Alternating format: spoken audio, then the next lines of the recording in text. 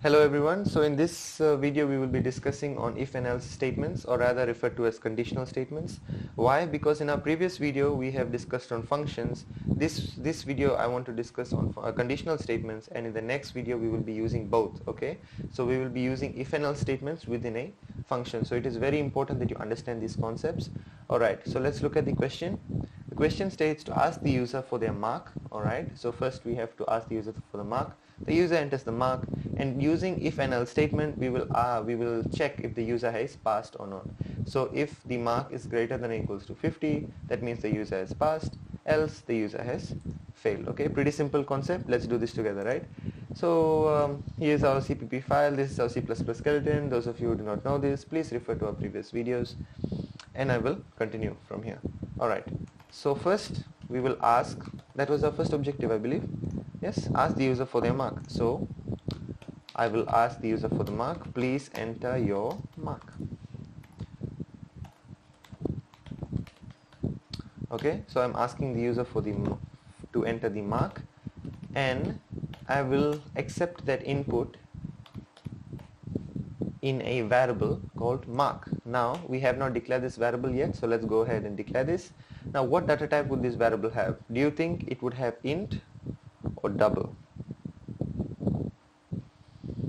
Mark, it's not very suitable to put it in int, because mark can be in decimals, right? It can you could get 56.5, 72.5, 84.5. You know, marks can be in decimals as well. So recommended to put it in double. So we have double mark equals to 0. Alright, so on line 5 we have declared a variable called mark, and now our variable has been declared. So we are asking the user to enter the mark, and the user enters a particular mark. We don't know. Okay, now using if and else conditional statements, what we will do is we will check if the user has passed or failed. Now if mark, see, look at this. Okay, it's very simple. So if, and this becomes your condition. Okay, within here you'll have your condition, and then whatever you want within the if statement,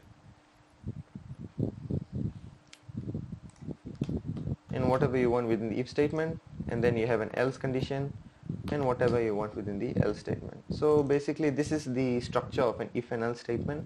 So our condition here is to check whether the user has passed or failed.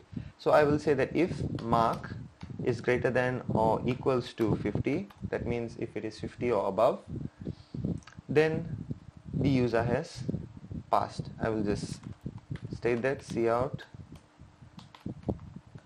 I'll just say you have passed. Yes, so if the mark is greater than or equals to 50, I will just state that the user has passed, or you have passed. Now else, meaning everything negating this condition. So this mark, if mark is greater than or equals to 50, you have passed. So whatever goes in this else statement will refer to if the mark is less than 50. Okay, I hope you guys understand this. So if statement states if mark is greater than or equals to 50, then we will go in the if statement. If mark is not greater than or equals to 50, meaning if the mark is less than 50, then we will go in the else statement. So what we will print in the else statement, if the mark is less than 50, is cout. I will say you have failed, maybe better luck next time. Okay, so something like this. So mark, if mark is greater than or equals to 50, you have passed. So else, meaning if mark is less than 50, you have failed, better luck next time. Okay, so let's run this program. Yes, and the program is running. There is something wrong with my C++ once again. Okay, alright.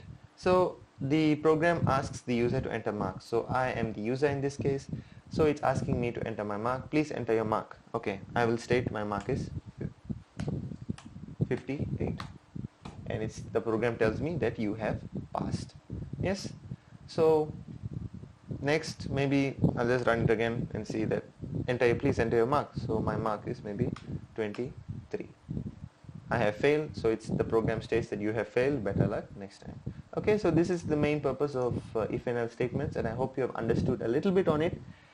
This program is not, you can actually add more conditions over here, whereby you can say mark is greater than or equals to 50. One scenario could be like if the user enters a mark that is above 100, right? Maybe 120. The user, if I had to run this program and the user enters a mark such as 120, the program will still print you have passed. Why? Because it comes in this if statement and it checks if the mark is greater than or equals to 50. 120 is greater than or equals to 50? Yes. So it will just print you have passed. So there are some ways of validating this whereby we can limit the mark from 50 to 100, alright? So I want you guys to go ahead and figure this out, but in general I hope you have understood this if and else statement basic concept, and in the next video we will be combining both functions and if and else statements. Thank you so much for watching, guys. See you in the next one.